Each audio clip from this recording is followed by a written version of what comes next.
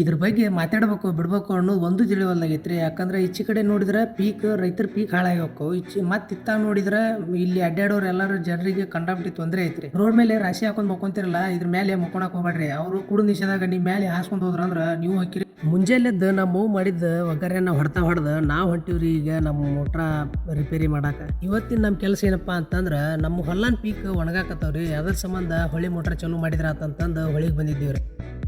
ಅದ್ರಾಗ T C ಒಂದು ಹೊಸದು ಕುಂದರ್ಸಿದ್ದೀವ್ರಿ. ಅದ್ರ ಸಂಬಂಧ ಅದಕ್ಕೆ ಅರ್ತಿಂಗಿಗೆ ಒಂದು 4 ಕೊಡ ನೀರು ಹಾಕಿ ಮತ್ತೆ ನಮ್ದು ಮುಂದಿನ ಕೆಲಸ ಏನಪ್ಪ ಅಂದ್ರೆ ಅದು ಮೋಟ್ರ ಇಡೂ ಜಾಗ ಒಂದು ಸ್ವಚ್ಛ ಮಾಡೋದಿತ್ತು. ಅದಕ್ಕೆ ಅದನ್ನೊಂದು ಸ್ವಚ್ಛ ಮಾಡಿ ಕ್ಯಾಶೆ ಯಾಕೆ ಸ್ವಚ್ಛ ಮಾಡ್ತಾನೆ ಅಂತೀರಣ್ಣ, ಮುಳ್ಳು ರೀ ಅವನು ಸುಡುಗಾಡು ಮುಳ್ಳು ಅದಾವು. ಅದ್ರ ಸಂಬಂಧ ಅವನ್ನೆಲ್ಲ ಸ್ವಚ್ಛ ಮಾಡಿ ಕ್ಯಾಶೆ ಮೋಟ್ರ ಅಲ್ಲಿಟ್ರ ನಮ್ಗೆ ಅಡ್ಡಾಡಕ್ಕೆ ಹೋಗಕ್ಕೆ ಚಲೋ ಆಕೈತಿ. ರೈತರದ ಬಾಳೆ ಹೆಂಗೈತಿ ಅಂತಂದ್ರೆ ಹೊಲದಾಗ ಭಾರಿ ಪೀಕ್ ಇರ್ತ, ಅವಾಗ ಹೊಳ್ಯಾಗ ನೀರು ಇರಂಗಿಲ್ಲ. ಹೊಳ್ಯಾಗ ನೀರು ಇರ್ತ, ಅವಾಗ ಮೋಟ್ರ ಕೆಟ್ಟಿರ್ತ.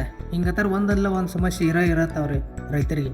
ಇಂಥವೆಲ್ಲ ದಿನನಿತ್ಯ ಆಗುವಂಥ ಕಷ್ಟಗಳು ಸಹಿಸಿಕೊಂಡು ರೈತ ಬೆಳೆ ಬೆಳೆದ್ನಂದ್ರೆ ಅವ್ನು ಬೆಳೆ ಬೆಳೆದಿದ್ದಕ್ಕೆ ಸರಿಯಾದ ಬೆಲೆ ಕೊಡಂಗಿಲ್ಲ ನೋಡ್ರಿ. ಯಾಕೆ ಈ ಮಾತು ಹೇಳಕತ್ತೀನಿ ಅಂತ ಕೇಳ್ತಾರಣ್ಣ, ಭೂಮಿಯಾಗ ಬಿದ್ದ ಕಾಳು ಮತ್ತು ಎದ್ದು ಕಾಳು ಎಲ್ಲ ಕೂಡಿಸಿ ಕೇಳಿಸಿ ರೈತ ಬೆಳೆ ಬೆಳೆದಿರ್ತಾನ್ರಿ. ಅವ ಬೆಳೆ ಬೆಳೆದಿದ್ದಕ್ಕೆ ಕರೆಕ್ಟಾಗಿ ಅವಂಗ ಬೆಲೆ ಕೊಡೋದು ಕಲೀರಿ. 50 kg DAP ಬೆಲೆ, 1 ಕ್ವಿಂಟೋಲ್ ಗೊಂಜಾಳದ ರೇಟ್ ಎಷ್ಟೈತಿ ನೀವು ಲೆಕ್ಕ ಹಾಕಿ ನೋಡ್ರಿ, ಗೊತ್ತಾಕೈತಿ ರೈತನ ಪರಿಸ್ಥಿತಿ ಹೆಂಗೈತಿ ಅಂತ. ಯಾರ ಆಗ್ಲಿ ನಿಮ್ಮ ಕೈಲಿ ಆದಷ್ಟು ರೈತರನ್ನ ಉದ್ಧಾರ ಮಾಡೋದು ಕಲೀರಿ, ತುಳಿಯಾಕ ನೋಡ್ಬೇಡ್ರಿ.